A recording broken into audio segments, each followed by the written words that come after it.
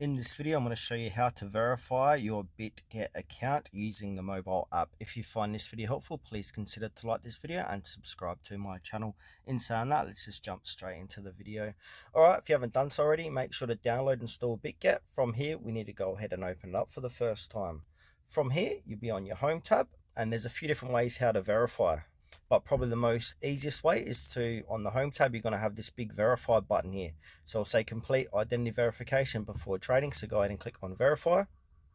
And now you'll be able to get verified in a couple of minutes here. So the requirements here, you need government issued document and face recognition verification. So from here, we need to click on the verify now button. And then it'll say allow Bitget to take pictures and record videos. So you can click on while using the app. Then you'll be taken to this page here. So select ID type. So country, region of residence. So it should automatically detect what region you're in. I'm in Australia, so I'm going to leave it in Australia. Issuing country, region. So I'm going to click on the drop down menu and click Australia again. And ID type. So there's a few different ways how to verify. So if we click the drop down menu, we've got a few different ID types. So we got ID card, passport, or driving license. And as it states down below here, your personal information will only be used for identity verification. So what I'm going to do is use my driver's license. Then from here, I'm going to click onto next.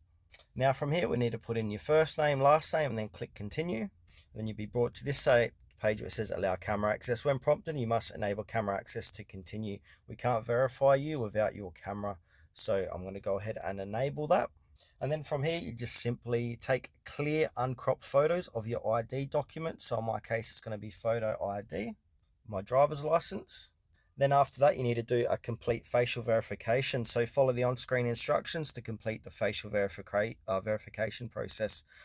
For the best results, use a plain white background, ensure good lighting and avoid backlighting that can create any shadows, and do not wear hats, glasses, or other accessories that could obstruct your face.